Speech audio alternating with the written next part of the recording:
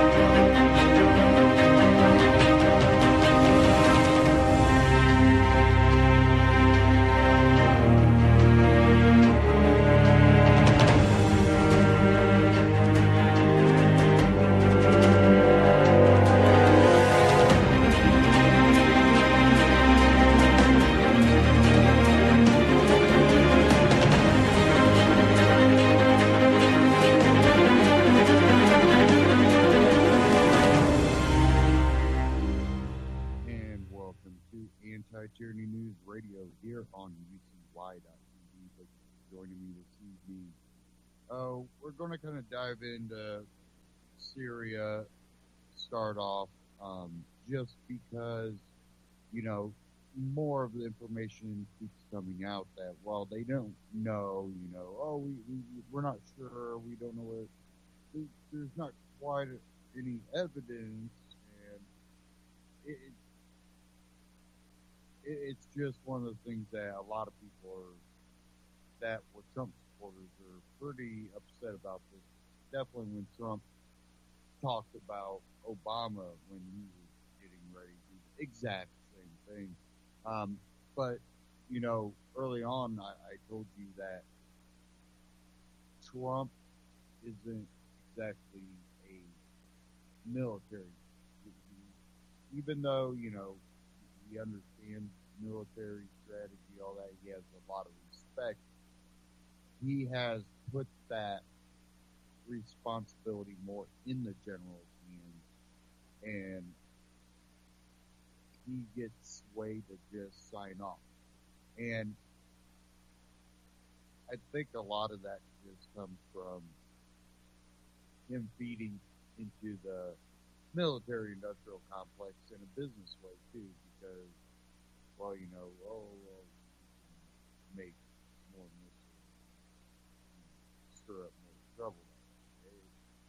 There's a lot of different reasons you could have done it, but really, you just have to call out the evidence.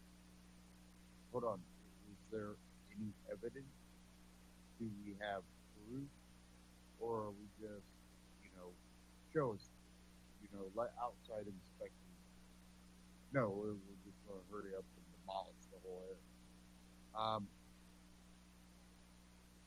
Again, it's one of those deals that I don't know who did it. And it's really hard to find out who did it after a military drops bombs on it.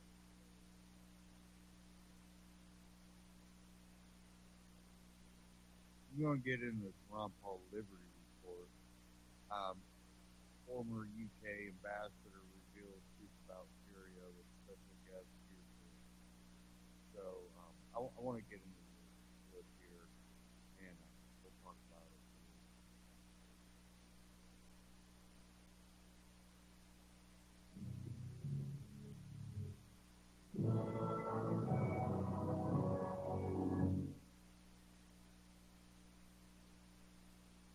Hello, everybody, and thank you for tuning into the Liberty Report.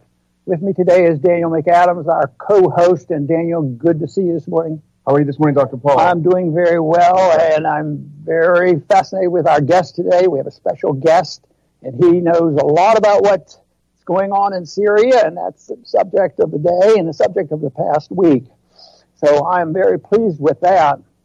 Now, our special guest is a diplomat, British diplomat, and he was a ambassador to Bahrain between '09 and '03, but then he became the ambassador in Syria from '03-'06. So he knows the regions, he knows the territory, he's keeping up with what's going on. It's Ambassador Peter Ford. Ambassador, welcome to our program.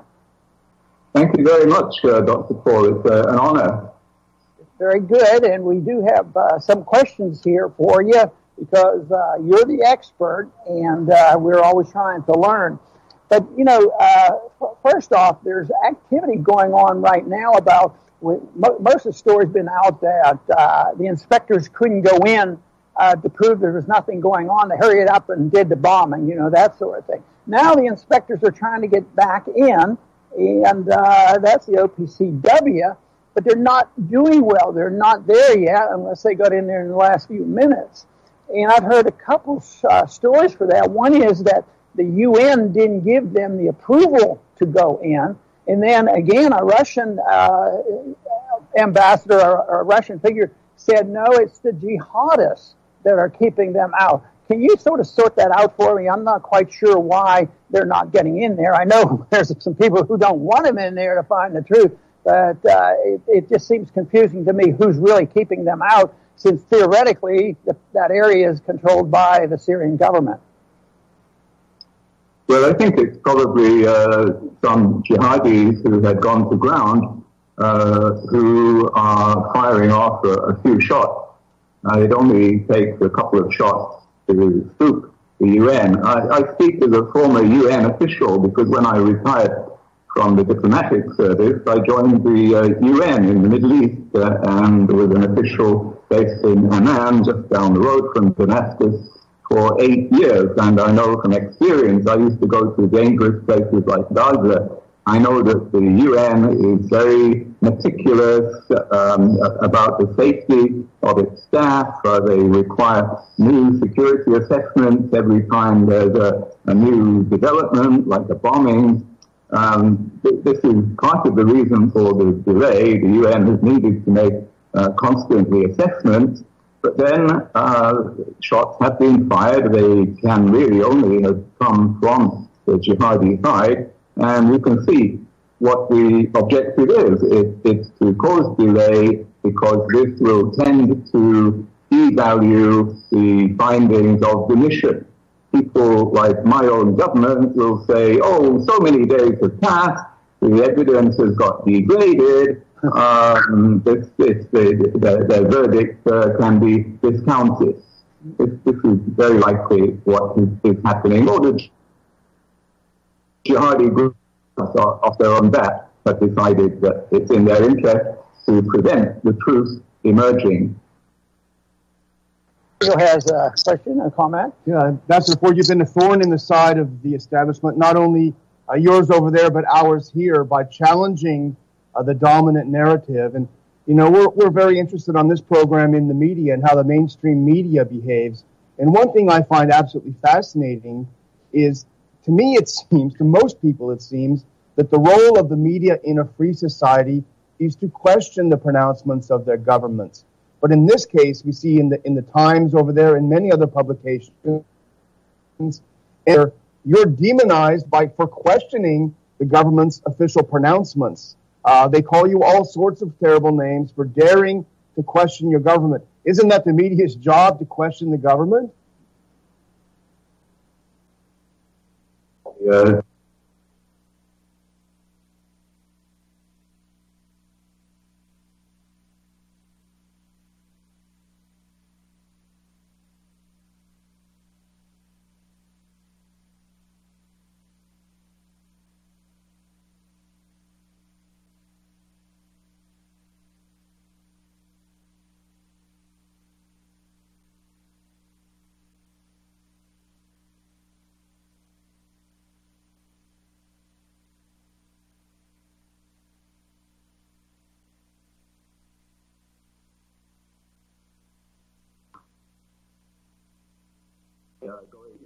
Stations like Radio Scotland kicking up a fuss, and the the recording of the program to go viral. Yes, you saw that. Didn't one BBC presenter say to you just yesterday something about, let's put these facts aside for a minute? Wasn't there a quote like this? I think I saw. Forget the facts. Yeah, well, that's my shtick. I'm not into theory. I deal in facts. And these have been conspicuously missing in the run-up to latest episode and continues to be missing. For example, how often do you see it reported in most of the media that this mission by the international expert was requested not by America, not by my government, not by France, as you might have expected if they had wanted to get to the bottom of it. No, it was by the government of Syria and the government of Russia. I think it tells us something about who is keen to get to the real truth. Yeah, that seems to be that would wake them up, but sometimes logic doesn't prevail. I did have a question about, there was a report also today about some canisters and bombs found, had some chlorine in, and smoke bombs, and they said that they were from either Great Britain and or Germany. Is that significant at all in your analysis?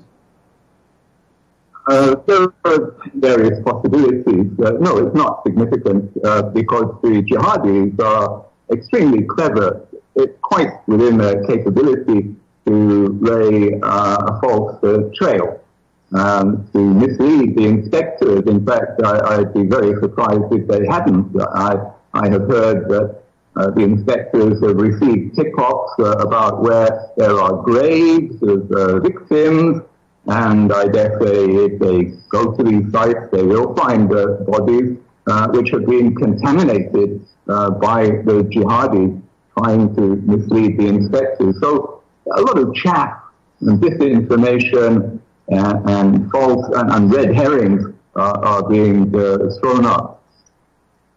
Mr. Ambassador, I would like to read to you a tweet that just came out before we started the show, and it's from Representative Thomas Massey, who's a U.S. representative from Kentucky.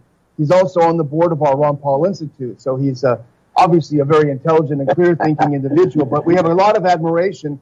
But let me just read you this and maybe have you react to it if you don't mind. He had obviously just come from a briefing from the executive branch. He said, in a briefing to Congress, the Director of National Intelligence, the Secretary of Defense, and the Secretary of State provided zero real evidence. They referenced information circulating online, which means either they chose not to provide proof to Congress or they don't have conclusive proof that Assad carried out the gas attack. Either way, not good. Very interesting. It seems like some holes are starting to be poked into the narrative. That doesn't surprise me in the least.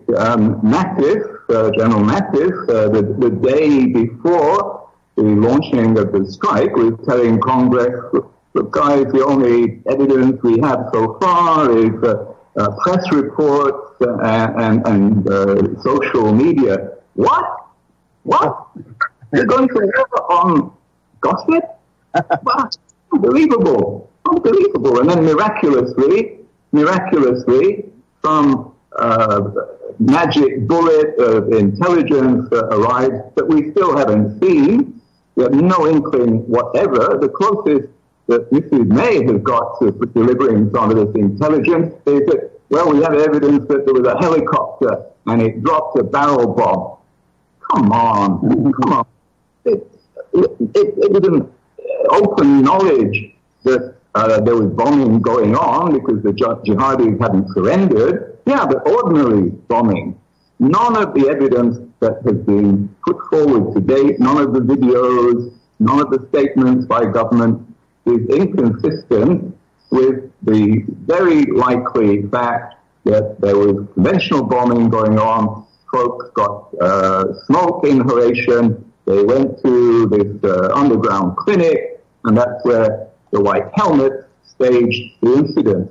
The white helmets, who, as you probably know, are the jihadi auxiliaries who help in beheadings, and when they're not helping in beheading. They are helping to produce fake videos. These hoaxers shouted gas, gas to produce panic. Everybody went into gas mode. They got hold of hoses, I think, and shoved inhalers at kids. When you look again at the videos, I think you can see the reality of what happened, but we've been primed by having it repeated over and over again that this is gas attack, this is gas attack. We've been primed. Our brains can't adjust to the fact that there might be another explanation, but when you look at the videos, you will see it can all be explained in terms of an ordinary bomb causing smoke inhalation in some people, and some of the kids have even been dragged in off the street, and now some of them are even being interviewed on TV, who you recognize their faces. One boy in particular who has been on TV, Syrian TV today, saying they enticed us in with cookies and dates, and then they sprayed us with water. We didn't know what the hell was going on. Right. Ambassador, you recall, and I recall very clearly what went on leading up to the Iraq War, and you were an ambassador in Bahrain. Now, there are some comparisons here that can be made, but it took a long time for those of us back then arguing the case that it was unnecessary and didn't believe the lies that led up to that war. And yet today, most people believe that war was based on lies and it was a bad war and all this. But now they're doing this again. Do you think we're doing a better job at revealing the truth to the general public in these last couple weeks? Or do you think we're just about as just as stymied as we were back in Iraq? And that someday, they're 10 years from now, they say, oh, those guys were right. It was all fake. Well, how do you compare the two? Do you think we're doing a better job in revealing the truth than we were able to back leading up to the Iraq War? Well, I think there's one big difference, that the elites continue to take the Kool-Aid, but the ordinary people are smarter. And ordinary people in Britain, and I suspect America, remember Iraq, partly because I keep reminding them. They remember what we called in England the dodgy dossier, fake time.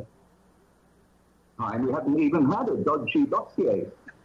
Nothing. So I think the elites are just beginning to panic, because now we have more than in those days of the Iraq War. We've got internet, social media. The real truth gets around, and people are asking more questions. This is one difference, but most of the mainstream media, as well as our governments, are still conducting a very savage disinformation war, and they must be terrified that the truth will come out, because imagine if we're right, the government has been lying to us in a major way, an issue of war and peace. Either that, or they have been incredibly naive. Either way, I think President Trump has been grossly misled by his advisors. How could they not tell him that the white helmets are these guys who help at beheadings? How could they tell him that these are credible witnesses? This is like saying that, the story of Little Red Riding Hood. This is like saying that the wolf is a trusted source.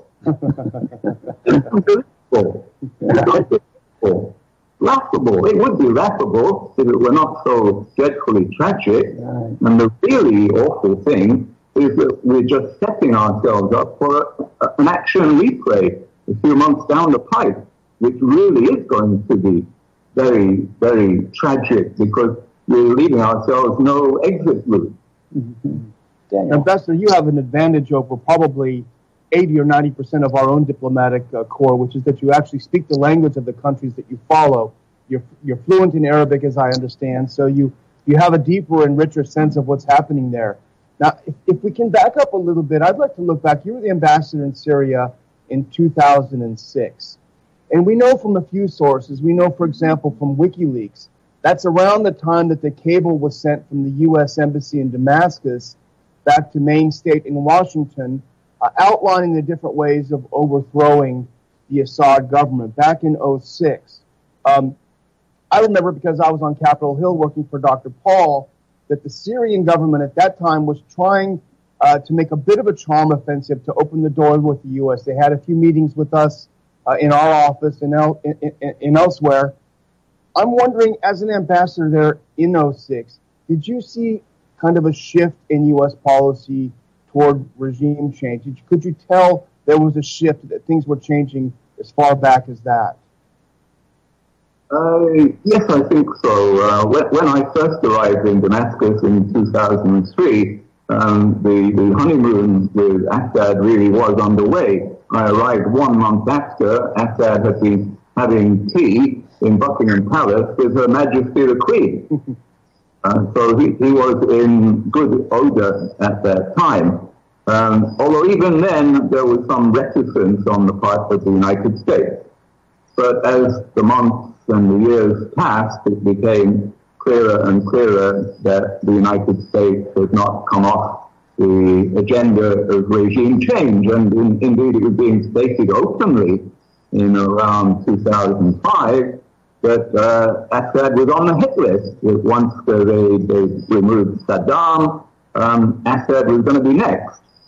And it was for this reason that Assad tried to make things difficult for the United States in Iraq by allowing the passage through his territory of jihadis coming up mainly from Jordan.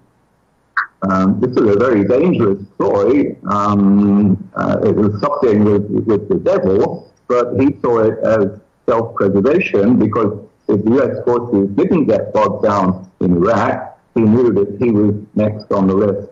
Mm-hmm. Ambassador, the Italians decided not to participate in the bombing, which I guess wasn't too big a surprise, at least for me. But the fact that the submarine that participated, the U.S. submarine, is not permitted to go back to port in Italy, that, I don't know how much that has significance, but what other country might be in that category of just saying, well, we'd like you to participate, but we flat out don't want to participate? Any other surprises to you of somebody else that may have taken a different position than the United States and Britain? I think Turkey tried to have it both ways. I'm not sure if at the end of the day they allowed use of the big U.S. bases in Turkey.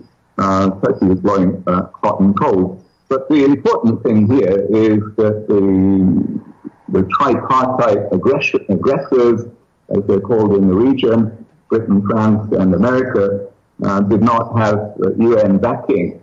Now, it will be objected that Russia would have blocked that in the Security Council, but there is an alternative procedure called Uniting for Peace, whereby states in a grave situation can go to the General Assembly and just get a majority there.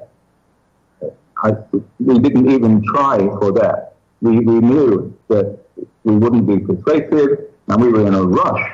We were in a rush to carry out this illegal attack before the OPCW, International Chemical Inspectors, could get there and very likely attest to the fact that there was no evidence.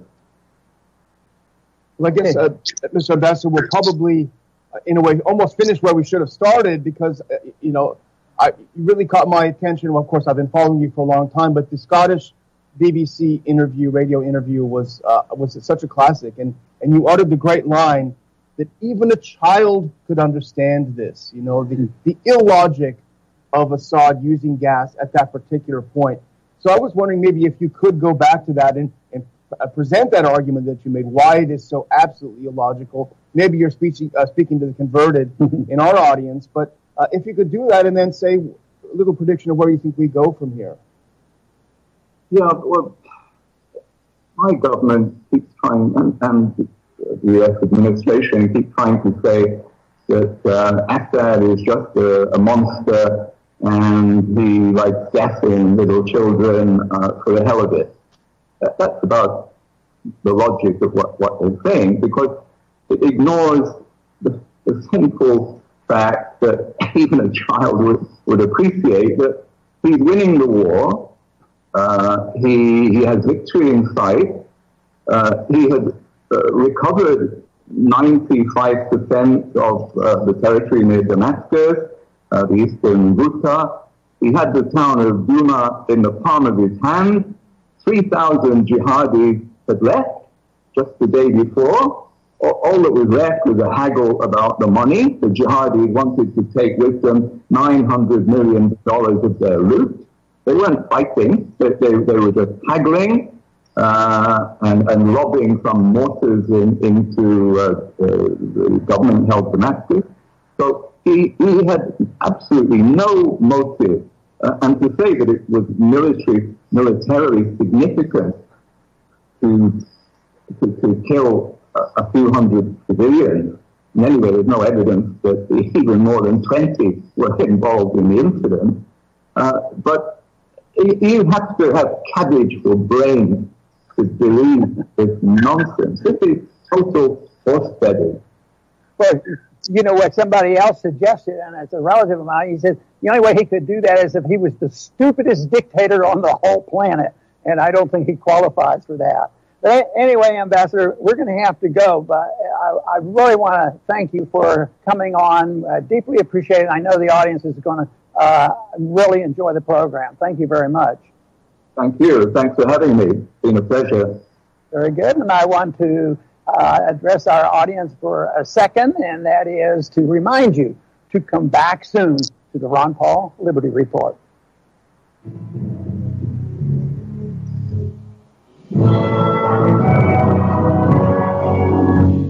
Ron Paul Liberty Report, RonPaulLibertyReport.com, and Ron Paul Liberty Report on YouTube. Check them out, subscribe. I did just get a little news flash from Fox News across my phone here. It said North Korea suspends missile testing, closing nuclear test site, report said. And let it pull up here.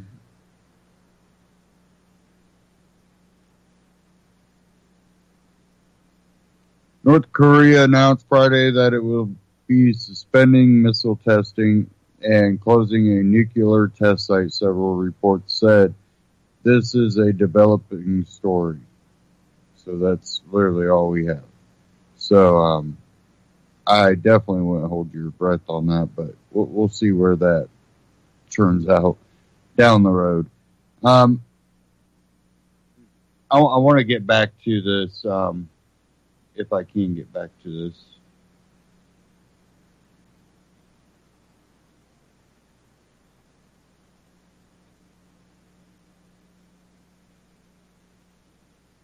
I might have to restart this here.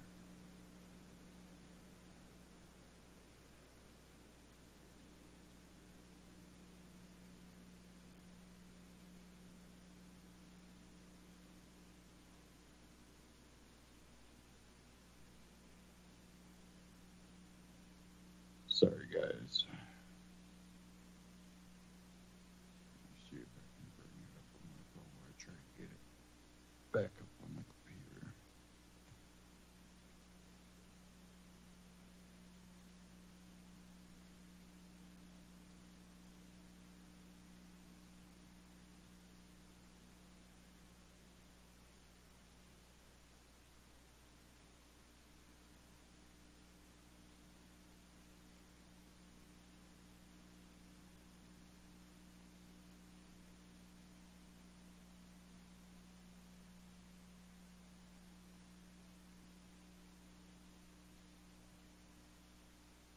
Okay, sorry guys. I think I'm going to have it here, hopefully.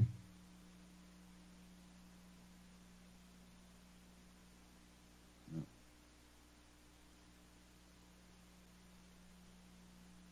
Failure to launch. Failure to launch.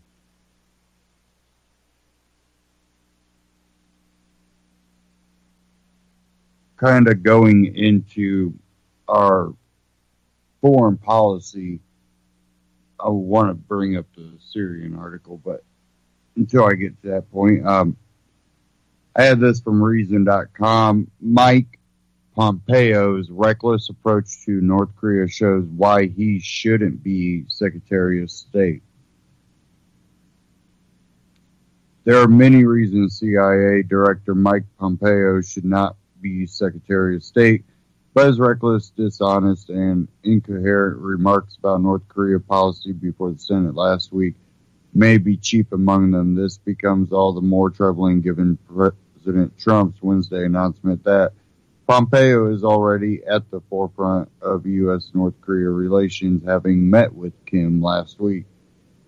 Testifying before the Senate Foreign Relations Committee, Pompeo spoke on North Korea policy repeatedly, but two exchanges most deserve note. The first at the 53-minute mark of C-SPAN's video began when Senator Ben Cardin, Democrat, pressed Pompeo to clarify his preferred outcome for resolution of U.S.-North Korea tensions. Pompeo was evasive, claiming it as a misstatement to say he supports regime change and offering the exceedingly vague goal of a position where Kim Jong-un is unable to threaten the United States with a nuclear weapon, which could mean anything from assassination to Kim's sudden embrace of the American dream.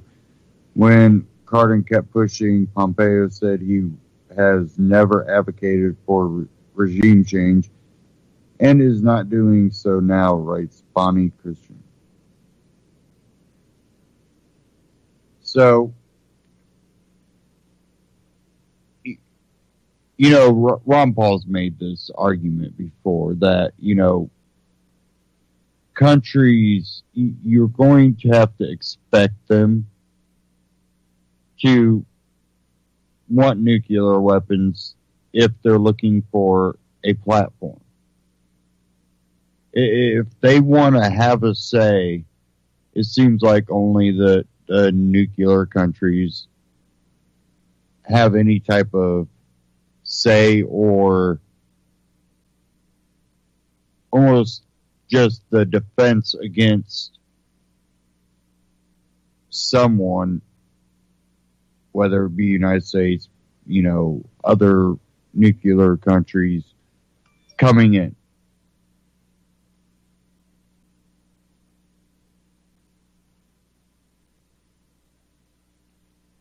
Just getting basically the same update.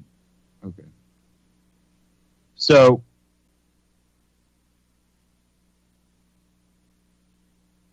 when you look at, we need to denuclearize North Korea, I definitely believe that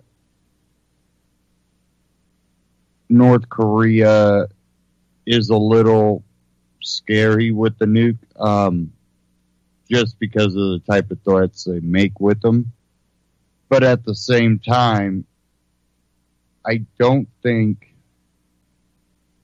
that the people at the top are cut off enough from the outside world to realize that, you know, well, we shoot one, they shoot one, then they shoot one, then they shoot one, and then, you know, it's just, there's no winner of that. And even though, you know, they might have that rhetoric, would they take that chance?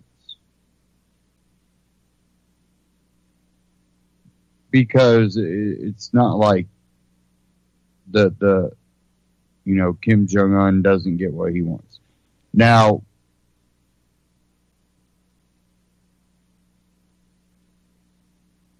it really does come down to what the population, including people in the military, start to do. There could always be a big turnaround. And then you would have an ally. But really, it's that's so far down the road that really becomes more of a relevant even thought. So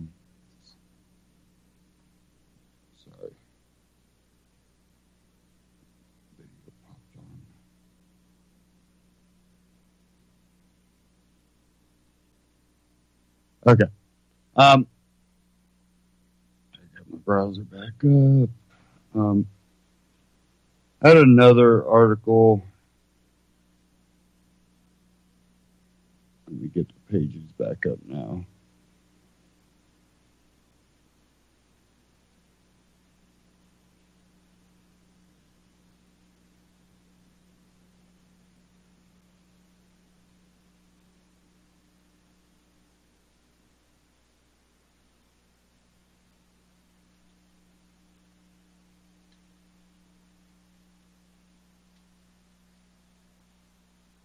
Go as fast as I can. Okay.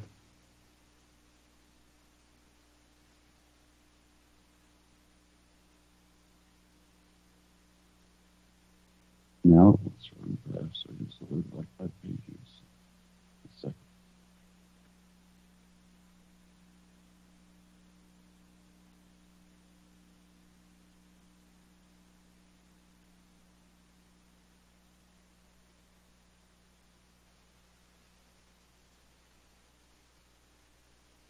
Okay.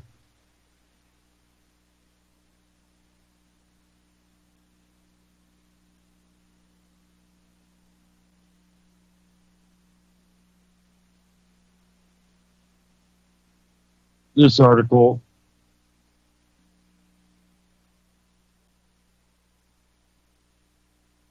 from antiwar.com, Pentagon doubts U.S. attack destroyed Syria's chemical weapons. How convenient. Officials claim no civilians killed despite one attack targeting apartment complex. Pentagon officials offered a briefing Thursday saying they believe they have evidence that there were elements of sarin nerve gas at the sites that the U.S.-led coalition forces bombed on Friday evening. Officials said they hurt Syria's ability to research chemicals, but probably didn't eliminate their chemical weapons capacity. No evidence was offered for either. This gives the impression that Pentagon officials are still trying to sell the attack on Syria a week later, in particular claiming that Syria retains some capacity that might serve as a pretext for more U.S. attacks in the future. If nothing else, it allows the U.S. to make such allegations as they did in Duma, irrespective of the evidence. The Pentagon is clearly not being forthright on the details of the Friday attack. Officials also claimed Thursday that no civilians were killed, despite images clearly showing one of the strikes doing major damage to an apartment complex near a research facility. The Pentagon further claimed not a single of the 105 missiles were intercepted Friday. Again, videos showing interceptions were released almost immediately after the attacks. The Syrian Observatory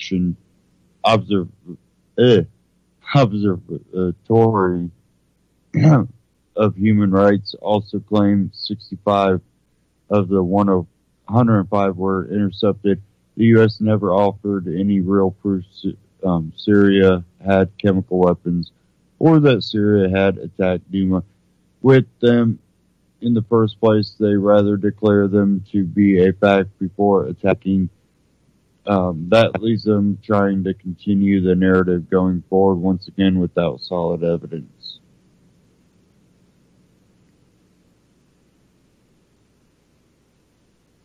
And I think, again, that's really what it's come down to.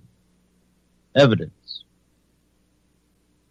When you can show evidence, then we can talk about it. But one, we don't even find the evidence first. Then we don't have any discourse about it. That's why Congress is supposed to be the one who declares war. So you bring the evidence to Congress, and then all of Congress can look over it and go, okay, yeah, I'm a representative from this state. I've seen enough evidence. I'll vote yes. And you declare war.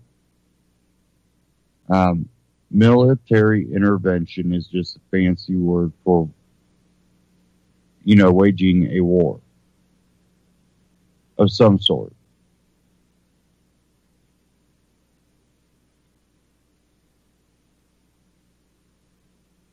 It's ridiculous how they just reword things anymore. And, oh, yeah, we can ignore any law that restricts us. Well, we'll just call it something else.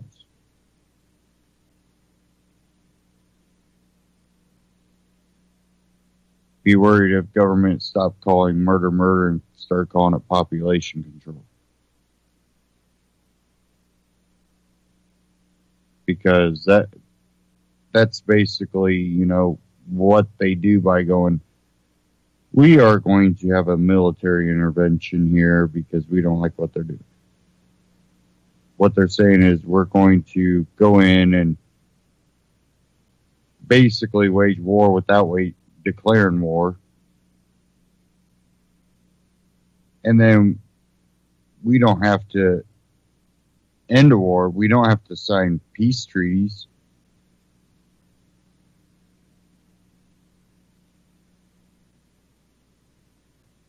They don't have to end a war. It becomes a constant war.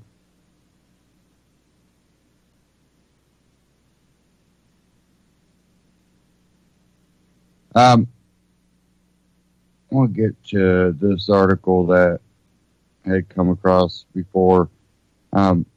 This more back home. Broward County Sheriff is getting a huge wake-up call from his own deputies. Broward County Sheriff Israel, who has been much maligned and criticized in the wake of the Parkland massacre, is facing even more condemnation from his own deputies. Here's what happened. The Broward Sheriff's Office Deputies Association will hold a no confidence vote against Sheriff Israel to see if enough members of the union want to condemn the sheriff. Quote, there is a complete failure at the sheriff's office and it doesn't recognize it. He doesn't recognize it, said association president Jeff Bell. Quote, the move follows many instances of suspected malfeasance, explained a statement from the Deputies Association, and the lack of leadership that has crushed morale throughout the agency.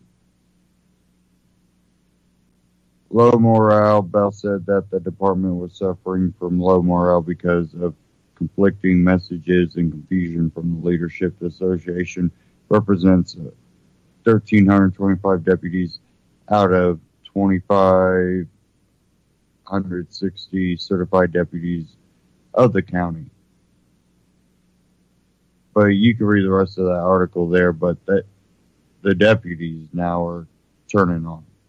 So that might be just to try to save their reputation. They might not even really think he did anything wrong, but save their reputation, why not?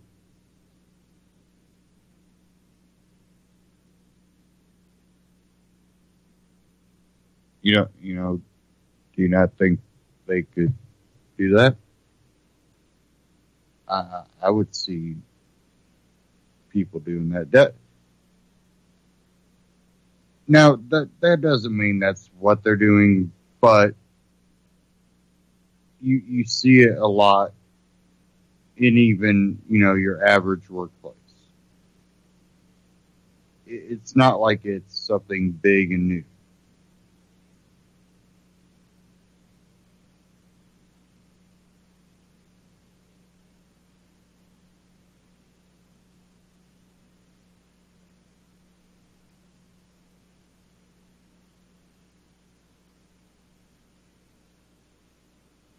Now,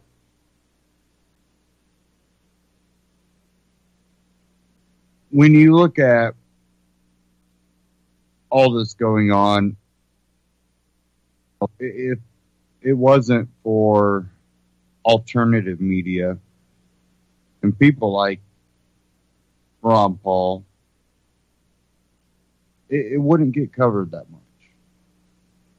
It only gets covered when it goes along with the agenda.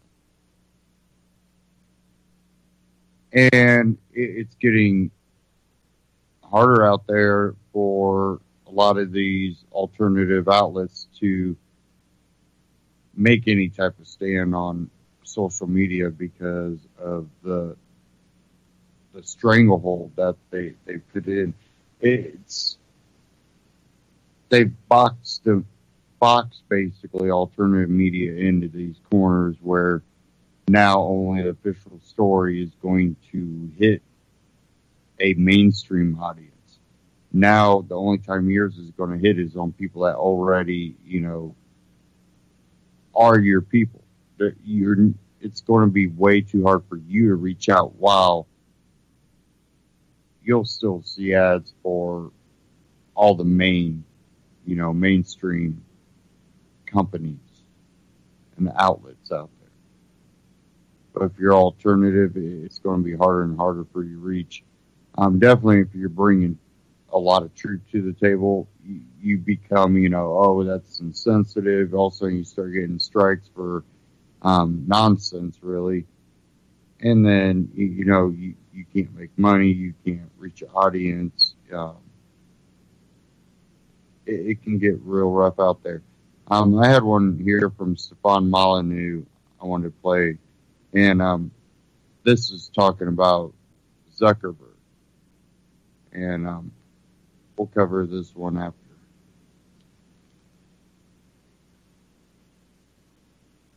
Boy, if there ever was an intergalactic squid that gives a Me Too moment to your digital soul, that would be Facebook. And of course, as you probably know, recently, Mark Zuckerberg faced off against a semicircle crypt keeper of questioners in Congress. And most of the people who were questioning him, well, Facebook had donated quite a bit of money to. The average age of the people questioning him was 62. That's robust. And they had maybe 5 minutes to ask him questions. And so I guess Mark Zuckerberg faced a challenging situation for just about any young person, which is to try to explain to your grandmother how email works. And boy, they put in some pretty embarrassing questions. Senator Orrin Hatch, Republican from Utah, asked Zuckerberg, how does Facebook make money? That seems like something you'd kind of want to get squared away before asking him, given that I guess his time is about $1 jillion an hour. Someone else asked if you can read emails over WhatsApp and other embarrassing stuff. He did said it was conspiracy theory that Facebook was listening in using your phone microphones.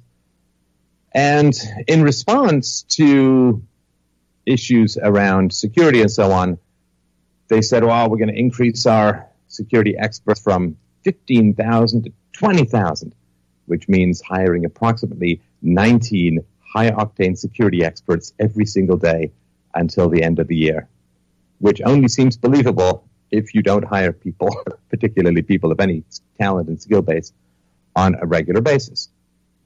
And they didn't seem to understand, as most people don't seem to understand, and it's understandable why they or you wouldn't understand what the business model is of Facebook. Facebook collects massive amounts of data, but it does not officially sell that data. What they do is they sell advertising spots, right? So that's really important. They don't sell the raw data because that's kind of giving up the magic sauce that makes their whole business model work.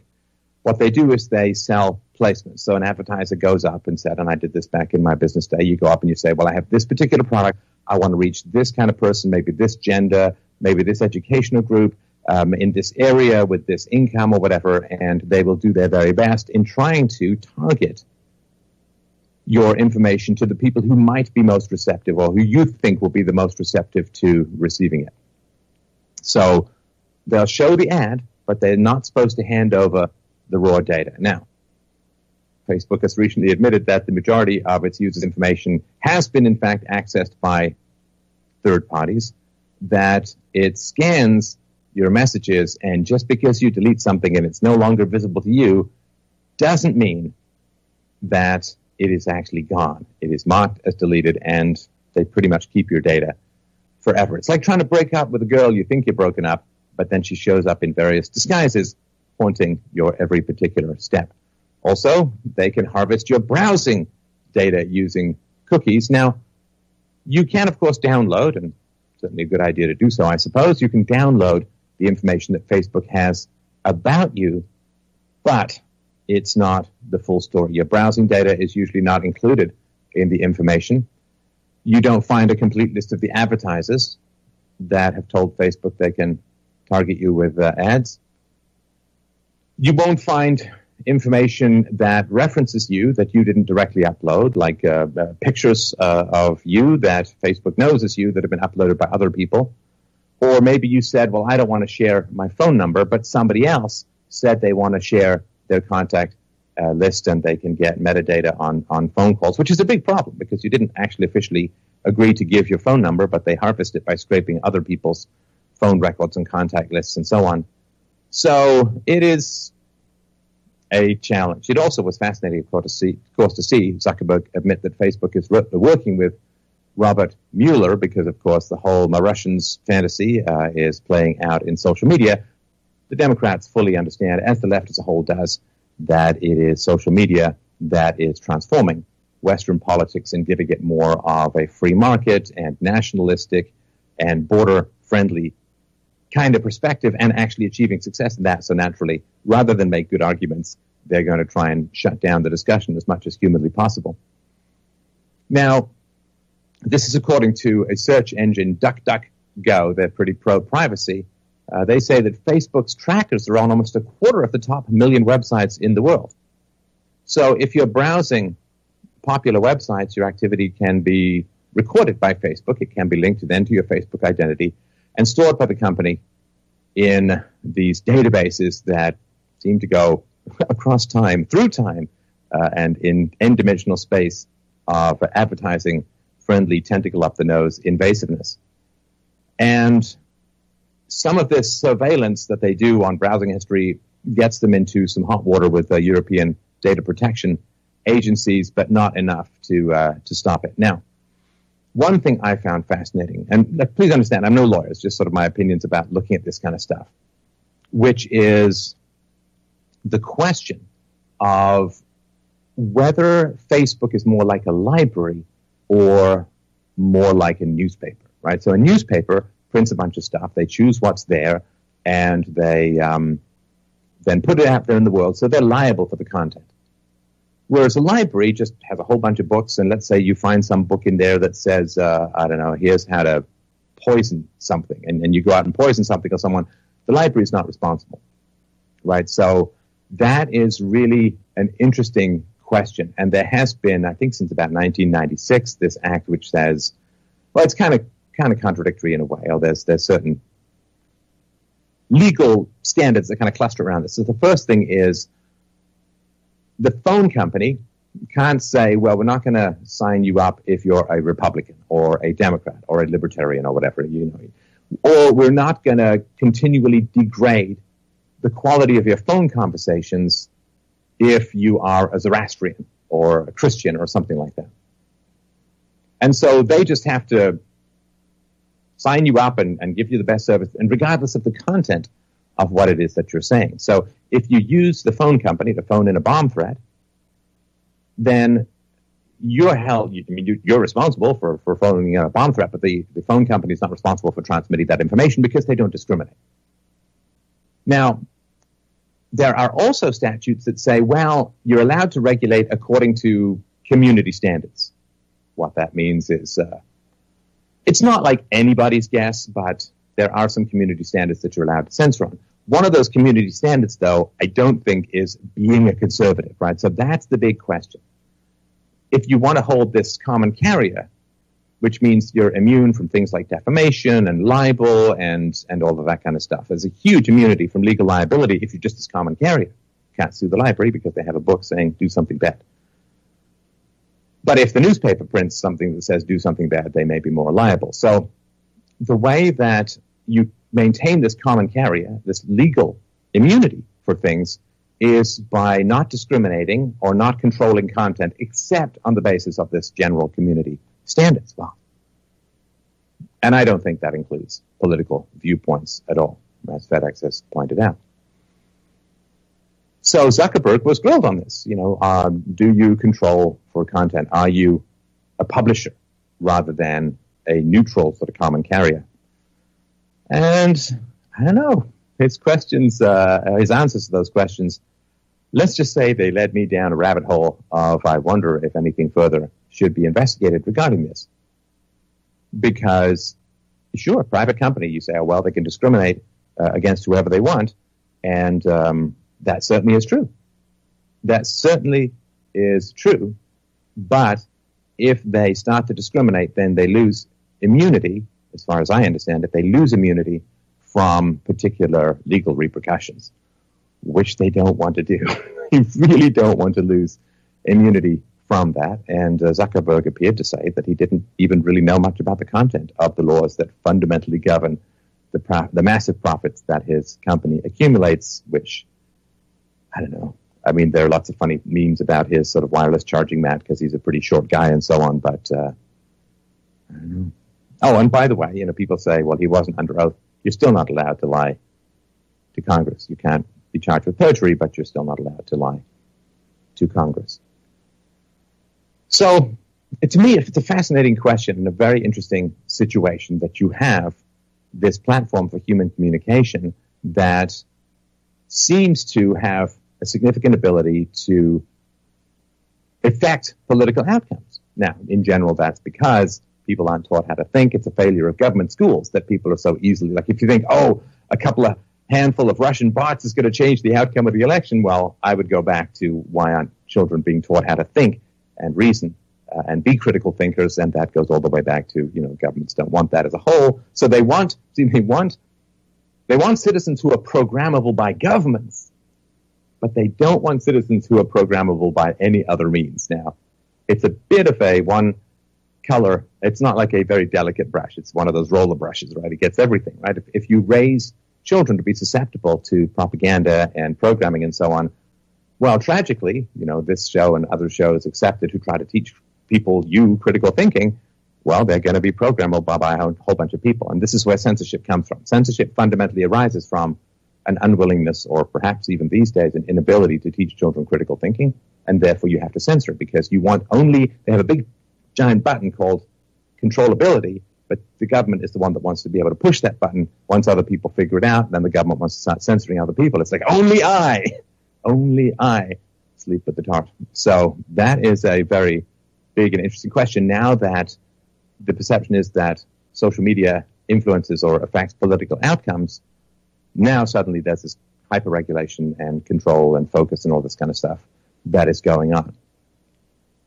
Now, again, if you go to some really conservative website and you apply for a job and you say, like, I'm a leftist and I want to write pro-leftist stuff, I'm a Marxist and I want to write pro-Marxist stuff, they're probably not going to hire you because they're going to say, well, listen, we're a conservative website. It's not really what we do here. So that's kind of upfront. That kind of upfrontedness is, to me, the big and foundational question. So if these companies are getting progressively more lefty, activisty, social justice warrior-y, then they need to tell you that up front. They need to say, we have a significant preference for leftist content, and we have significant opposition to conservative content. Let's just say that, for instance, right? Well, if they say that to you up front, that's fine. I mean, you don't go to some leftist, hyper-leftist site and think that they're going to give equal shrift to conservative viewpoints. That's kind of the way that they run. That's the way that they roll. So you know that going in. But if they say or imply, or it's taken for granted that they don't censor or control based upon political viewpoints, then they need to stick to that. Say, well, you can censor whoever you want. Well, you can, but if you tell people you don't censor, but then you do, that seems to me not upfront at all, because then what happens is people start to build followers, and they invest lots of time and money and energy, and maybe they quit their jobs, maybe they go into debt to get studio equipment, and they start broadcasting or publishing or writing, blogging, on the assumption, because they've read through their terms of agreement where it doesn't say anything about discriminating against conservatives, and Ted Cruz was really good in this. And so if people say, well, no, there's nothing in here about discriminating against conservative viewpoints, so I guess I'm going to invest my time, money, and energy in building up a following on this platform. And then if it turns out that they do, in fact, censor or suppress conservative viewpoints or non-leftist viewpoints, well, that's not upfront. That's not honest at all. And this is a very sort of foundational thing and needs to be discussed. And I think at some point there's going to be lawsuits, and at some point in discovery there's going to be someone or some group who has to reveal the algorithms that they use, or the news censors or cultivators or whatever that they use. And this has come out before in some organizations, but it's going to be up front and center. And then if there is bias in the cultivation or promotion of particular viewpoints, which is not spelled out in the user agreement, well, it will be very interesting to see what happens from there. So there's sort of two final points I wanted to make. First of all, I don't actually blame any of the software programmers, the engineers in particular. I mean, I spent 15 years as a software entrepreneur. I built and grew and sold a company, and I was chief technical officer. I hired lots and lots of programmers, worked with them. It's a wonderful environment. It's a great and creative and powerful and passionate group of people that I worked with. Hope everyone's doing really well out there. But the engineers just want to solve problems. They're not particularly motivated by, well, let's promote this viewpoint, and let's suppress this viewpoint, and let's cultivate this perspective, and let's reject this perspective, and they're not so much into manipulation. They're not so much, they just want to make things run faster, be cooler, look better, work easier, whatever you name it. That's the engineer mindset. That's the software programmer mindset. And I was a programmer as well as chief technical officer, and that's what I love to do, was to solve problems. So the question is, with these tech companies that are founded with all of these engineers who love problem solving and don't usually have much of a political agenda to bake, or that they want to bake into the software, the question is, how does it happen? Well, basically, since the Second World War, this giant portal to leftism has opened up in companies, and it's called the HR department. And the HR department occurs for a number of reasons, but a lot of it has to do with quotas, with diversity, with women, and perhaps their sensitivity to particular work situations that formerly would be handled rather brusquely and abruptly by men. And so there's all of these manuals and all of these standards and all of these, to get access to certain government contracts, you need to have this percentage or that percentage of blacks or women and so on. And this is a big portal by which the leftists come in. Now, it's kind of a circular thing, because there just aren't as many female engineers as male engineers. And that's not a function of sexism. That's a function of freedom. When women have fewer economic opportunities, they tend to gravitate more towards the highest paying jobs, often of which, petroleum engineer and so on is male dominated. But then when women get more economic freedom, they tend to gravitate more towards, touchy-feely, relationship-based stuff, which doesn't mean low skill. It can be, family doctor or whatever. But women will generally prefer to work with people a little bit more than men, and men a little bit more than women will generally prefer to work with things, objects, ideas, abstractions, and so on. And so when you say, well, we got to hire a bunch of women and we got to hire a bunch of other groups, then the question is, well, where do you put them? If there really aren't that many that can go productively or positively into the engineering department or, other sort of male-dominated spaces, where do you put them? Well, you put them in HR. And so this, where do you put all the women with women's studies who want to work at tech companies? Can you put them on the hardcore frontline coding arena? Can you make them big, deep, powerful project managers, given that they may also quit to have children? it becomes progressively, I guess pun intended, more difficult. So you have to create a department called HR to put the women where HR demands that you hire them. So this is one of the ways in which this portal of non-customer focused, non-rigorous, non-market facing portals open up in an organization, and that's where the leftists in general go to sit. And then they start creating policies, and then they start dictating employee manuals, and then they start coming up with standards and practices, and then they mire you down in diversity training and sensitivity training, and next thing you know, James Damore is making the circuit because he dared to publish scientific facts about gender differences. So that's really, really important to understand, that you get these mandates, these affirmative action, these minority and female quotas for hiring in companies, and then you end up hiring a bunch of people you can't put into your core business. So what do? Well, you end up with them infecting, in a sense, the culture, like the leftists among them, and the leftists among all groups, but in this particular case, it's a little bit more.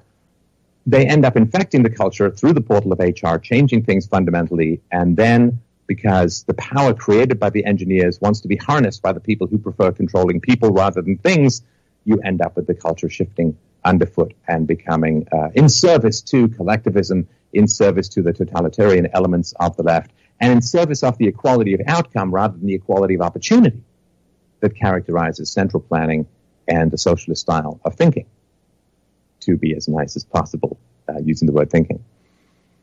So that's important. It's important to recognize what the problem here. The problem here is not the free market. The problem is, well, the amount of money that can be controlled in the political process is so prodigious that anyone who can change elections or alter elections or influence elections ends up in control of so much money. The trillions of dollars that change hands maybe differently based upon which political party or ideology is in power.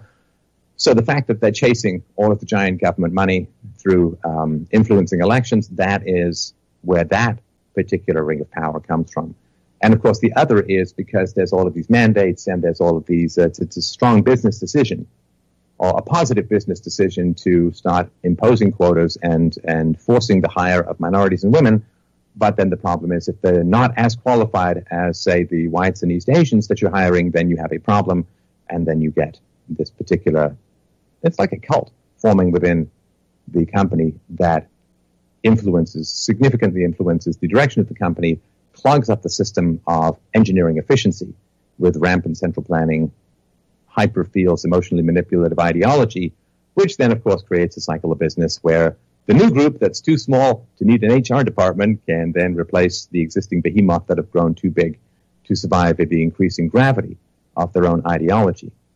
But the last thing I'd say is, there's an old saying that says, if you can't see the product, you are the product. And this is something I think everyone really needs to figure out and really take some time, look in the mirror, think about this. It's really, really important. The cat is already out of the bag. You can't put the toothpaste back in the toothpaste tube, as they say, and if your data's out there, your data's out there. It's been sold, repackaged, harvested, and Facebook has admitted as much, and I'm sure there are lots of other companies that say massive amounts of user data has gotten out of the enclosure, has escaped the matrix, and is now running wild. And you can't recall that. You can't, right? It's just the way that it is. And it's pretty terrible stuff. But fundamentally, there is a sin called greed. And the sin called greed is very important. And there's also another saying that says nothing's more expensive than free. Nothing's more expensive. If you've ever been to one of those, like you go on vacation and they say, we'll give you a free breakfast. You just have to listen to a small information package about timeshares. And it's like, free breakfast? Yay. And it's like 4 hours later, you're chewing your way through ropes to try and get out of the enclosure. And, nothing's more expensive than free. Nothing has crushed our capacity for rationality and philosophy than the free government schools. And look at students, right? You can't. Some states you can't even have a drink. In Canada, Ontario, the legal drinking age is 19. You can't even have a drink, but you can sign up for unholy amounts of student loans in pursuit of a degree not driven by market forces, but by the university's desire to build another useless layer of bureaucracy and a little kingdom in academia. So you can end up in debt for $50,000, $100,000, $150,000 or more, and it's free. See, it's just, hey, I sign these papers, I get all this, and it literally can destroy your life. It can destroy your life. Nothing is more expensive than the appearance of free. Of course, there is no such thing as a free lunch, and anyone who tells you otherwise is using their syllables to bump into you so they can pick your wallet from the jostling on the other side. So, what is more expensive than free? And Facebook is, quote, free. Well, it's not, of course. They're strip mining your digital soul to sell advertising spots to advertisers. And, of course, sometimes advertisers or malicious third parties get their hands on that data. Your privacy, your security. What are you selling it for? So you don't have to pay $10 or $20 a month to Facebook? Do you think you're saving $10 or $20 a month? I don't know that you are. Pretty sure that you're not. How much would you pay to have all of your data recalled from the various places it's nestled into over the internet? Well, you can, right? It's like taking one of those dandelions, blow it, little spores fly off. It's like 3 weeks later, I want them back. It's like, oh, they've gone undercover, baby, and they ain't coming back. And what is it worth? What is the sin of greed? I want to save $10 or $20 a month. So, sure, you can pillage everything I do in order to serve me up ads. And maybe the ads are helpful. Maybe the ads help you save $50 a month. Maybe. Or maybe they stimulate you to buy things you don't really need because they know how to target and they know what you might be looking for and so on. And maybe it works, maybe it doesn't. The problem with ads is, you go look for something. You will often look for it in terms of research. You know what you're doing. You're going to buy a laptop or a tablet or something. You know what you're doing, so you've probably gone off and bought it or have some good idea, read the reviews or whatever.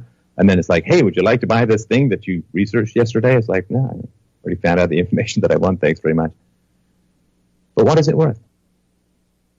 The bald fact and the bald reality, frankly, people, is that there are malevolent actors out there with a database that tells them more about you than most of your friends know. There are people out there with no good interests at heart who have harvested more information about you than maybe even your spouse knows, that they know you more intimately than your parents. They know you more intimately than your priest, asterisk, confessionals not included. I mean, you have given up a lot in return for saving a few bucks, like that old Jim Morrison song, trading your hours for a handful of dimes. Well, trading your digital soul for a handful of dimes, it's an important question. Is it worth it? Is it worth it? Right now, the economy, as it stands, says, why, yes, it is worth it.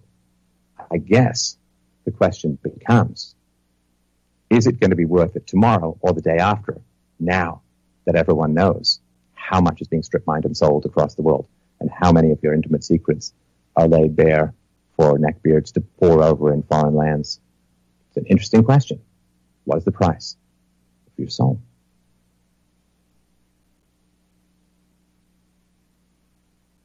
Stefan Molyneux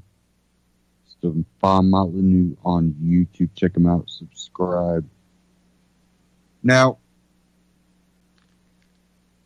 again, we're basically being placed in these social media type boxes where we're communicating with each other, but that's about it. It's really not getting out there.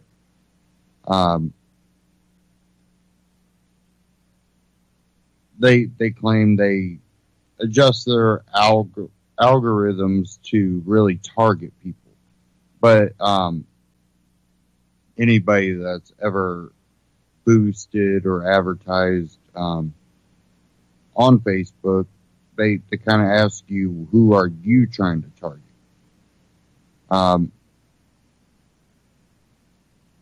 But then they limit your clicks and all that, and then how many are outside clicks, and then the simple fact that then we have to deal with now all the fake claims against accounts. You know, YouTube's, you know, with their copyright, that right there has ended so many YouTube accounts that when it comes to revenue, it basically just becomes a secondary upload site for those people instead of what others that post dangerous and idiotic things have made, you know, hundreds and hundreds and hundreds of thousands, if not millions of dollars off of it.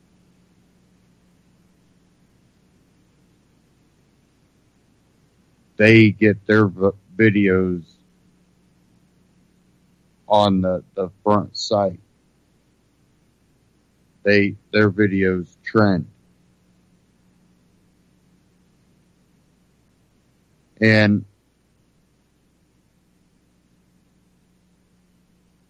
it's really amazing because, again, I look back at the internet 10, 11 years ago.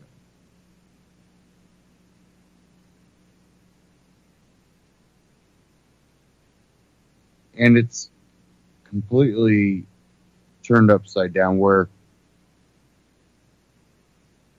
a lot of the sites we used were all small startups. And this kind of even goes back to a lot of what you see when you look locally. You tended to get a better service from the small local company store, you know, the family-owned company, hardware store, you know, little lumber yard, mattress, furniture store. But they were all just little local, you know, family-owned, but you got great service. And you had really a lot of options still. To when big corporate stores come through and buy them up and just turn them into one of their stores, and if you wanted to go there, you would have went there originally. And that seems to be what social media and really the internet has done.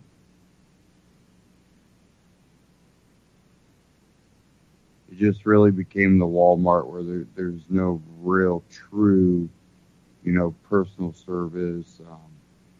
You know,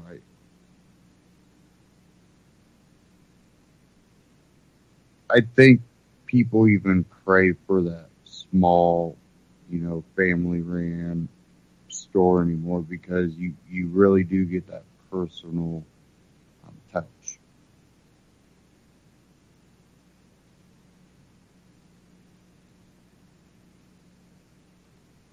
And I would almost want to see startups, you know, how Facebook took out MySpace. We need the next evolution of this that takes it back to a small company that allows people to be people.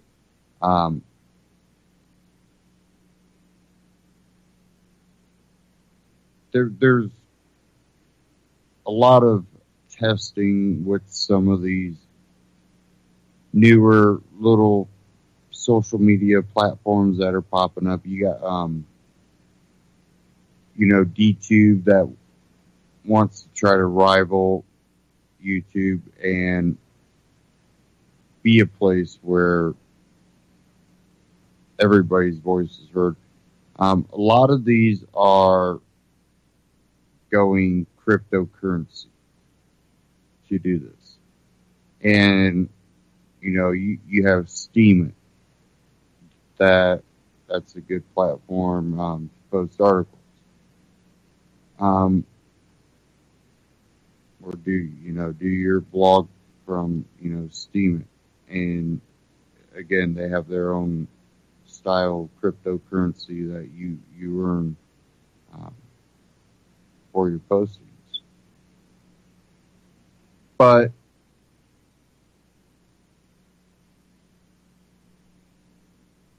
I almost want to see something too that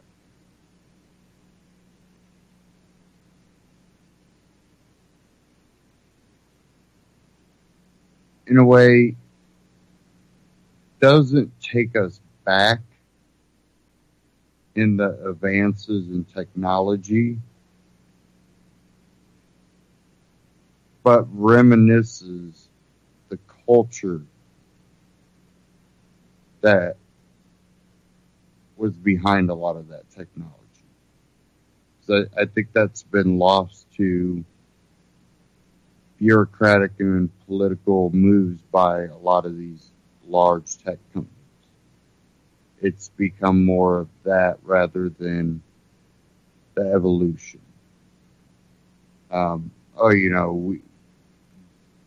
Alphabet Inc. and Google and all that, and their investments with their whatever contracts they have with DARPA and all that through Boston, I think it's Boston Dynamics.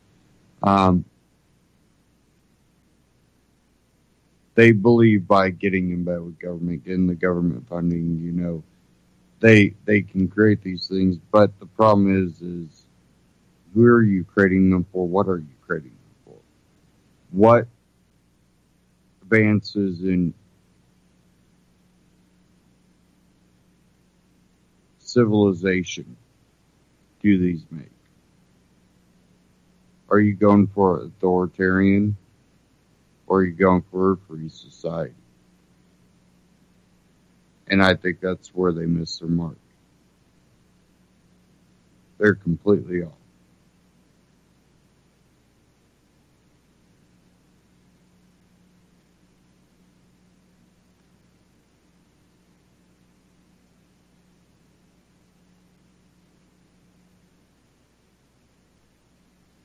Okay, I have one last clip. I want to play this from We Are Change. And this is the Nikola Tesla story they don't want you to know from Belgrade, Serbia.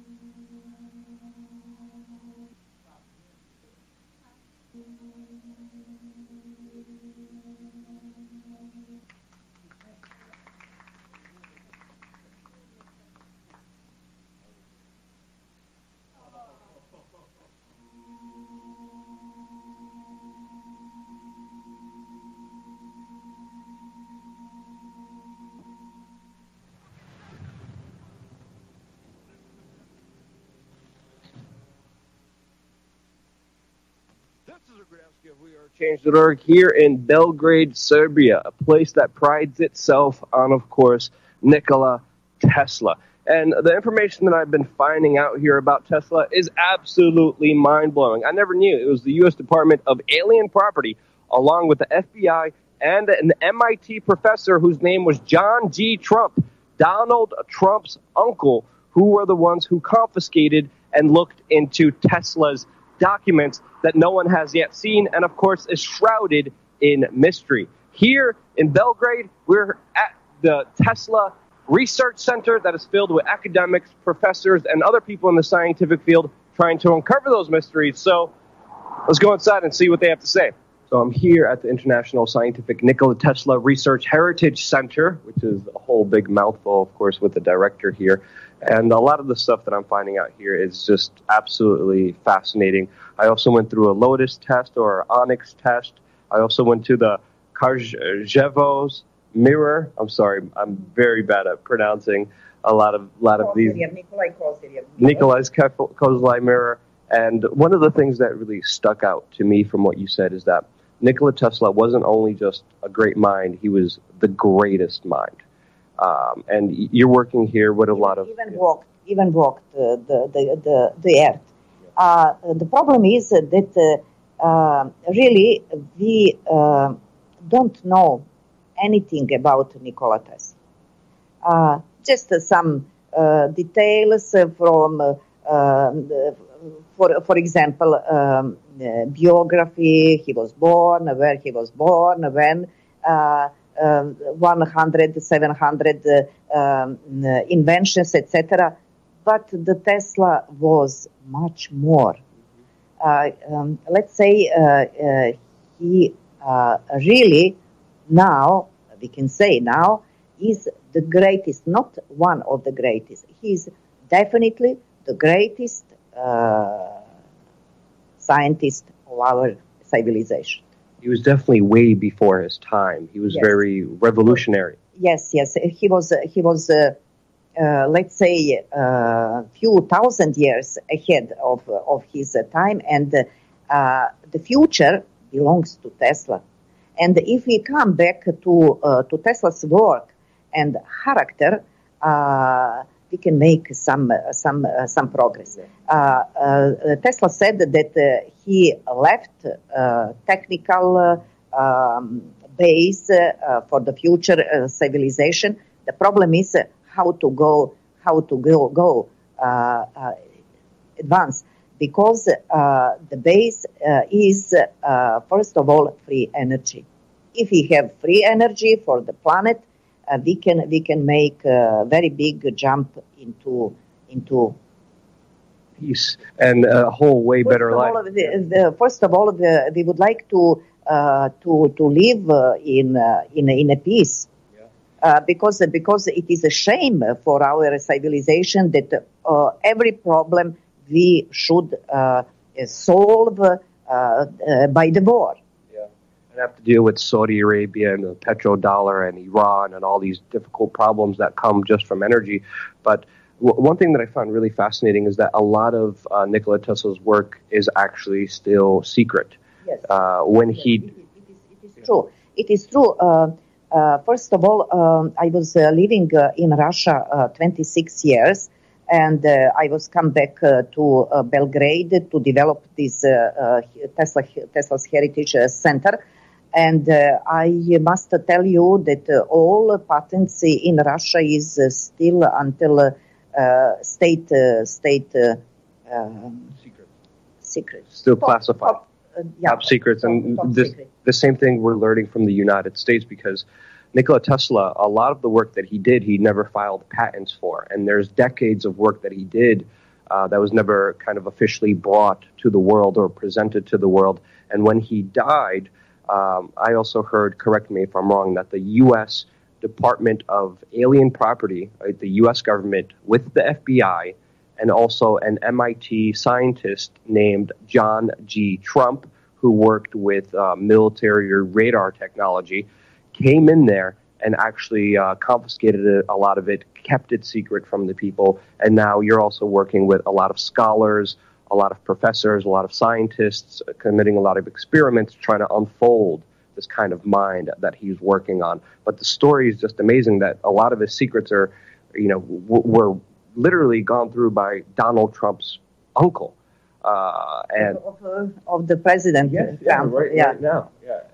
But we don't know anything about that time. It is really a big mystery what's happened, for example, between 5th and 7th of January, because 2 days Tesla didn't appear from his hotel's room. What's happened? How it was possible that he simply died? If he died, he died. And on the other side, as I remember, on the 10th of January, he had appointment with the wife of Eleonora, with Eleonora Roosevelt, wife of the U.S. President Roosevelt. So this period is really remains for researching what's really happened. Some people say that also that he was working possibly on time travel, free energy, telepathy, consciousness. I kind of heard it described as the science of consciousness, and that he was not only way above in his time with technological kind of revolutions, but also kind of spiritual inside revolutions. Is there more information that you could tell us, maybe about if there was like meditation involved, or the kind of spiritual aspect of Tesla that you were able to uncover with some of the professors? It is also a matter for researching of all scientists, by all scientists all over the world, because this part of Tesla's life, it is also not known yet. But in any case, for example, we don't know the sources of his acknowledgement, how it was possible that he got from cosmic power or universe or mind, cosmic mind, ideas. And in his mind laboratory, he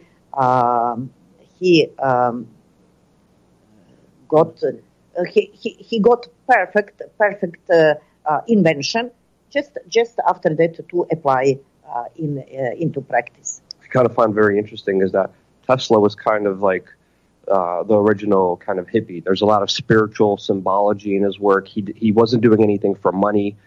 He ended up getting screwed over by all these kind of robber barons, J.P. Morgan Chase, Thomas Edison, and he still did it because he wanted to make the kind of world a better place. And it wasn't really a monetary incentive, which was really fascinating. Can you talk more about kind of his progression and what kind of things do you see him going down this path? Only we can suppose, not to prove. Tesla was sent.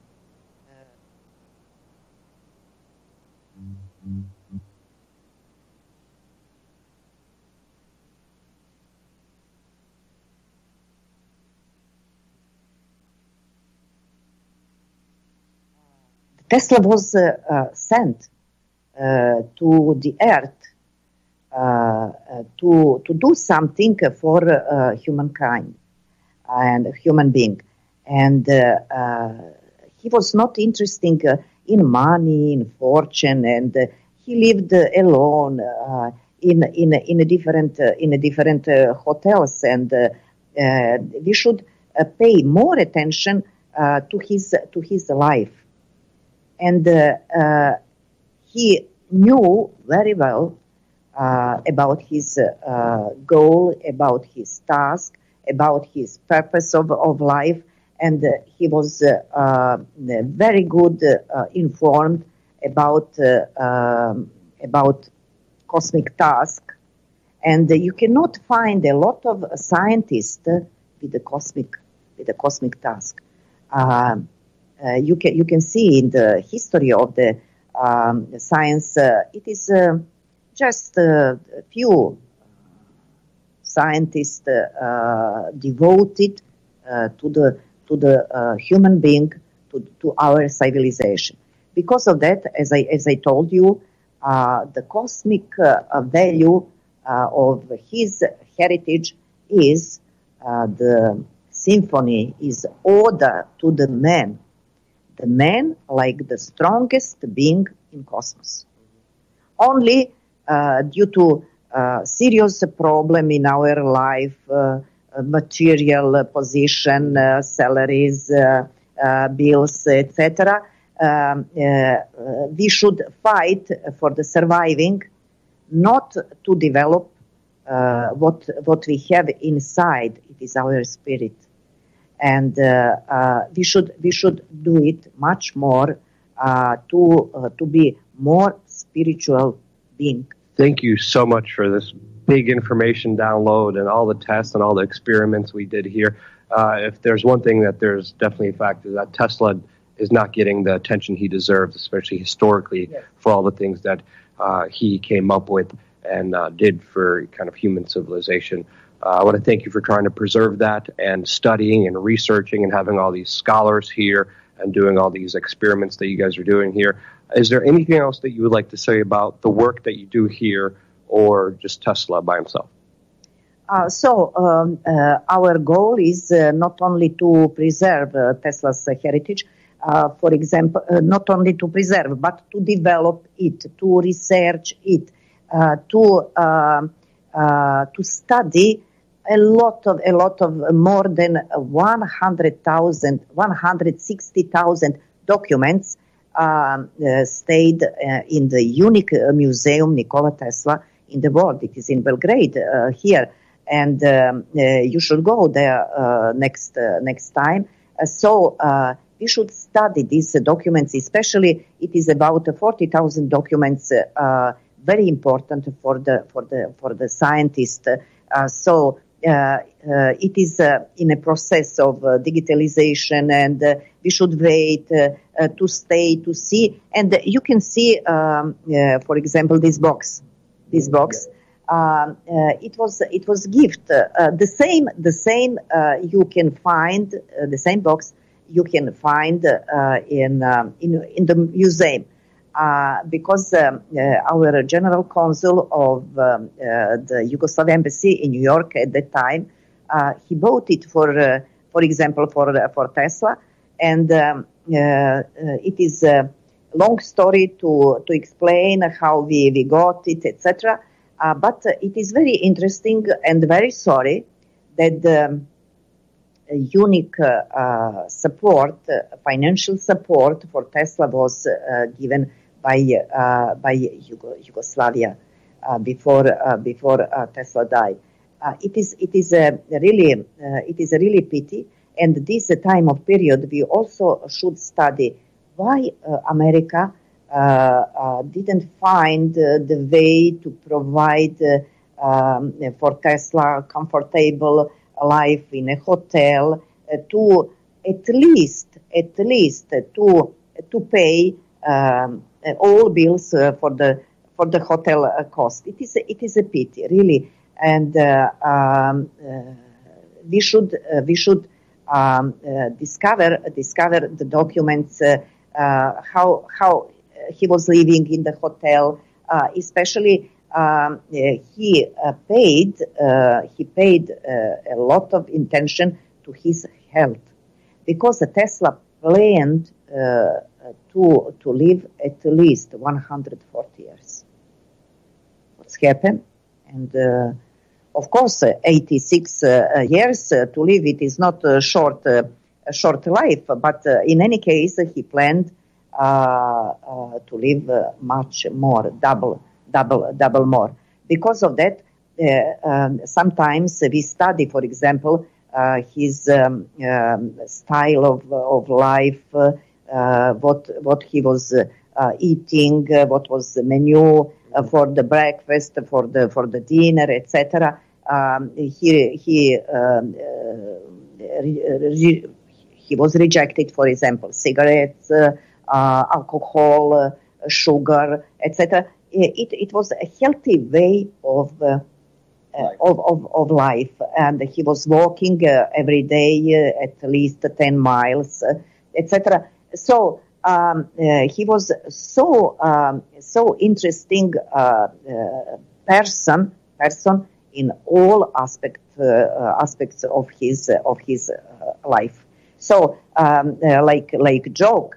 If he didn't become like the greatest scientist, he could become the greatest cooking, because he follow a menu, and especially foods for in his life.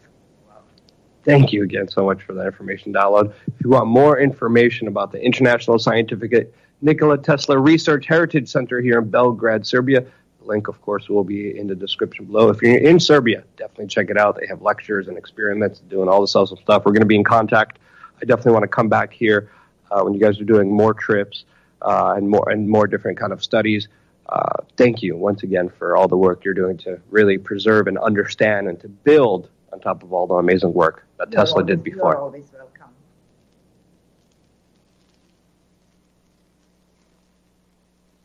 We Are Change, wearechange.org, We Are Change on YouTube. Check them out, subscribe. Now, with, you look at Tesla's story, and I mean, really research Tesla. Research the facts that are out there on Tesla, and you look at his story, and it's reminiscent of what's going on today.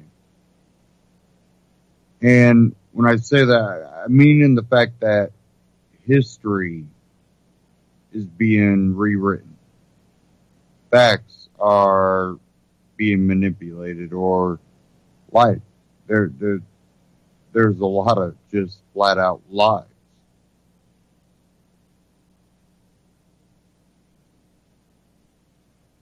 And even though we have social media and all this, we still have an ability to go a little old school. A lot of the information that we have, a lot of the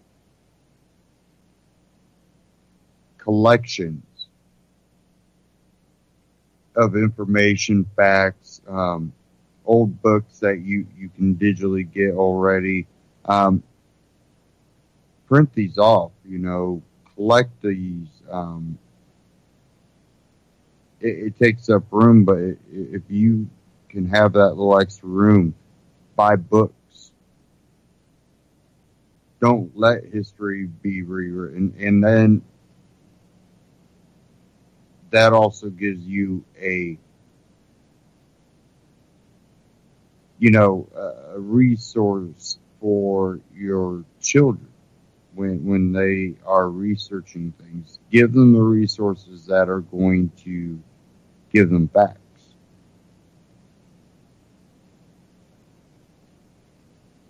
Because even when I was in school, the facts weren't taught. I think I heard about Tesla from a teacher, but it was way after we learned about Edison and never heard anything about Tesla.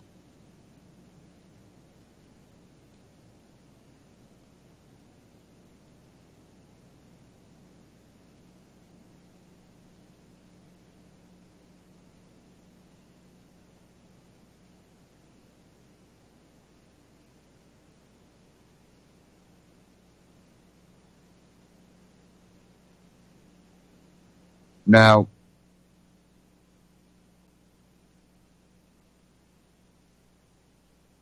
I have this article. Something comes up.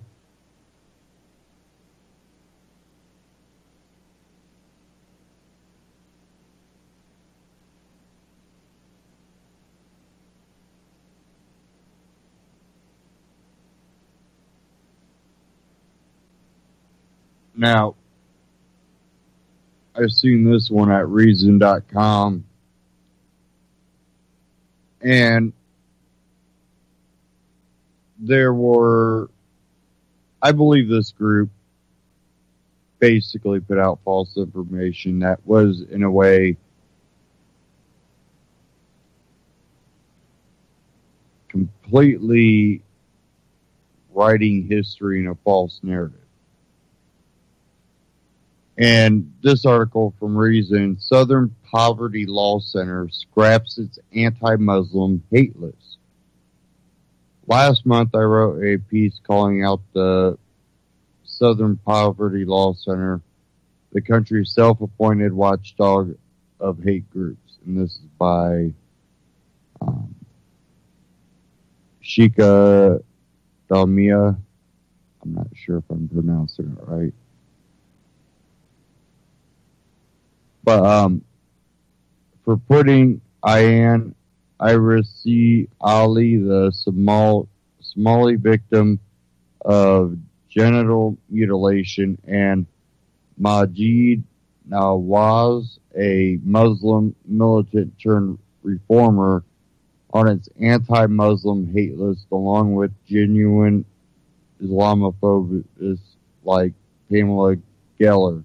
And yesterday came word that the SPLC quietly scrapped its list called the Journalist Manual Field Guide to Anti-Muslim Extremists. Poof, it's gone. I wish I could take credit for helping SPLC see the light, but I suspect the real reason was that Nawaz recently retained Claire Locke, the same firm that went after Rolling Stone for publishing the University of Virginia rape confabulation, to sue SPLC for defamation. Nawaz claims that SPLC showed a reckless disregard for the truth, the legal bar for proving actual malice to make a defamation lawsuit stick when it put him on its hate list. And instead of fighting him in court, SPLC seems to have folded like a four-flusher.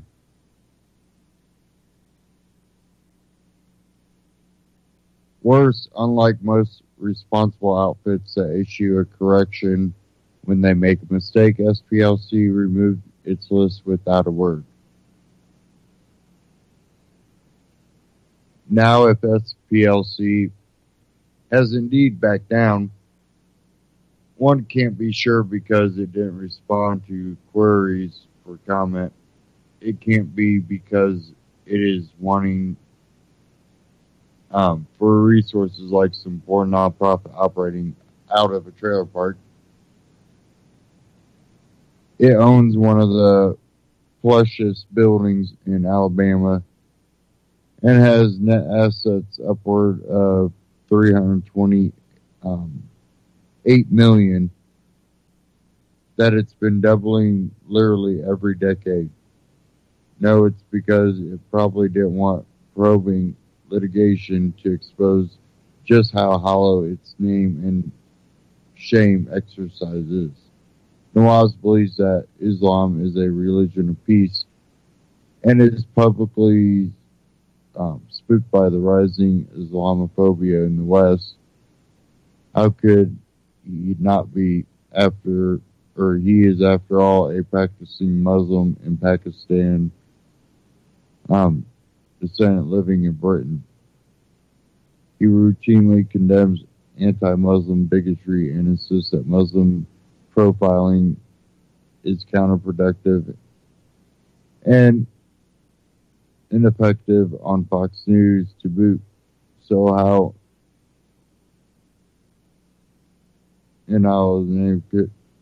did he land on a list of people who allegedly routinely espouse a wide range of utter falsehoods, all designed to make Muslims appear as bloodthirsty terrorists or people intent on undermining American constitutional freedoms?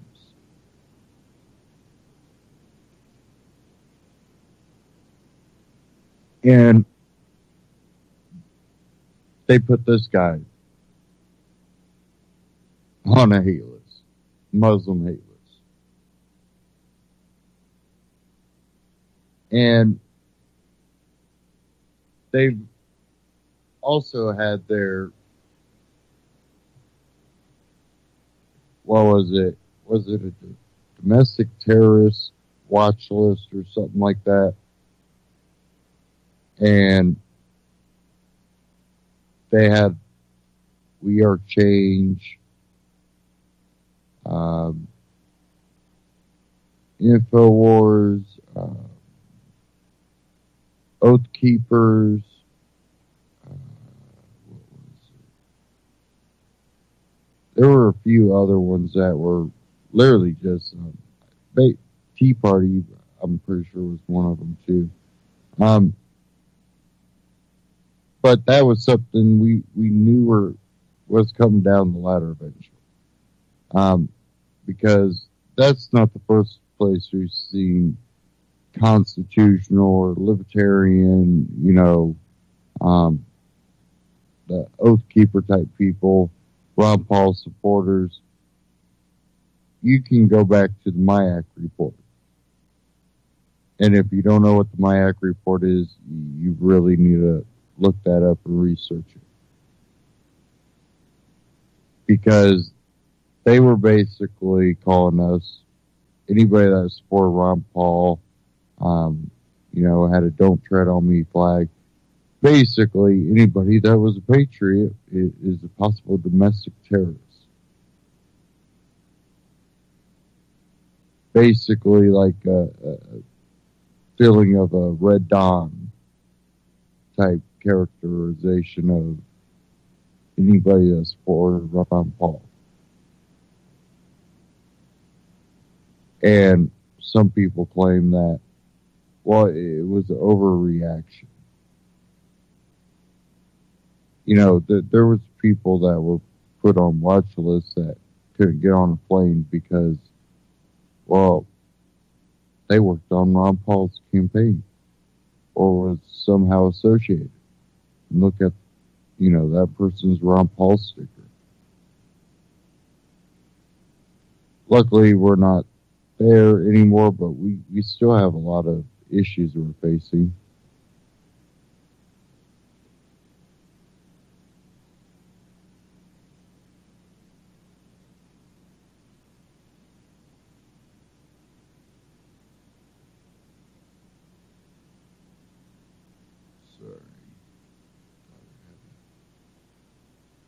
Breaking news alert, but I guess it wasn't. Let me double check here. But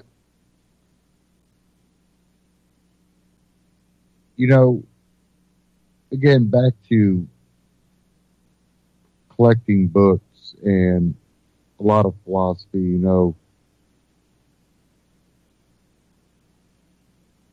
not only collecting them, make sure you yourself understand them, because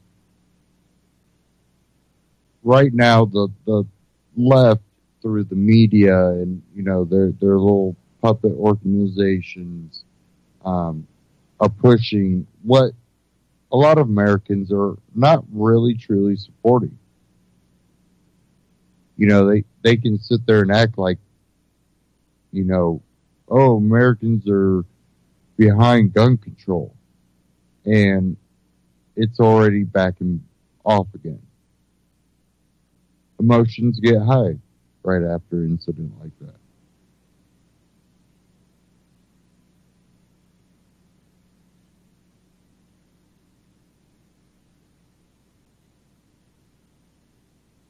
We're still luckier than a lot of people around the world. In a lot of socialist, communist, dictatorial, ran countries, we're still holding on to a little bit of freedom, and it's really up to us to make sure that gets passed down, that idea of freedom. And we can't let it be erased. So eventually they're not going to be able to win when it comes to ideas of freedom. It's going to again turn around. But how long is it going to take, and what is the country going to look like once it does?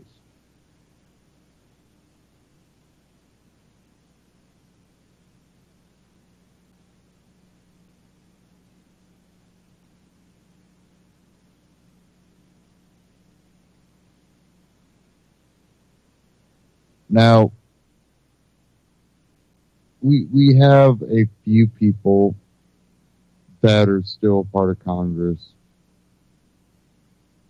that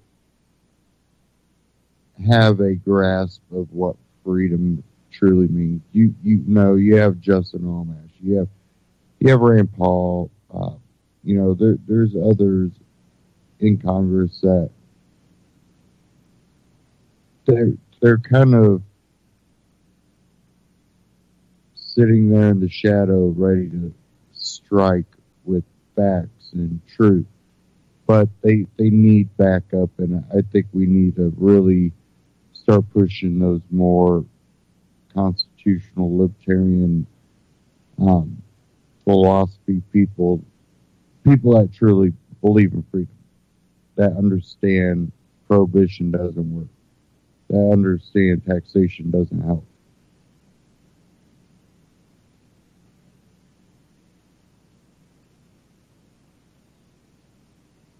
If we get to a point where we no longer can speak or think without every word, every emotional outbreak, everything is recorded.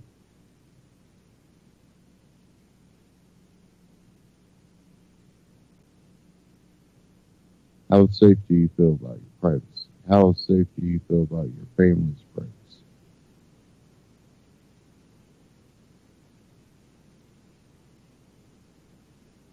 And like I've said for years, I believe that the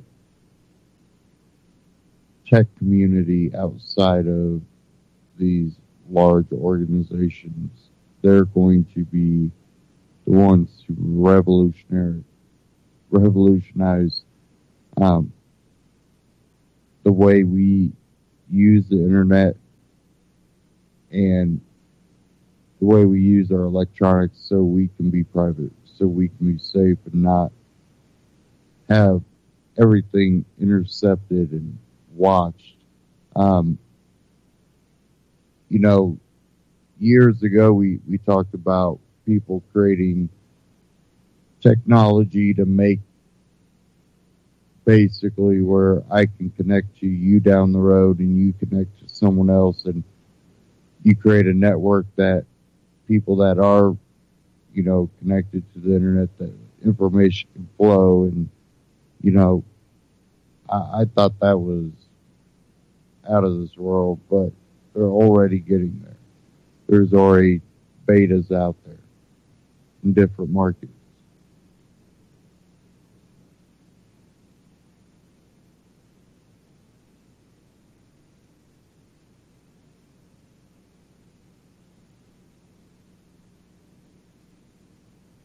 See now, if we get to a point where we can't speak freely, when the alternative media is shut down, when mainstream media does what they do best already, just parrots what they're told to say, and discourse is no longer left, we no longer have any sort of freedom. We are at the end of this broadcast. Stay tuned here on UCY.TV. Great broadcast coming up after this. Don't forget to help support UCY.TV if you go to UCY.TV. There's a donate button. Click that donate button. You can donate and help support UCY. And also there's an Amazon button. You click the Amazon button, shop Amazon through UCY.TV. And we get a little kickback while you get the same great price, the same price.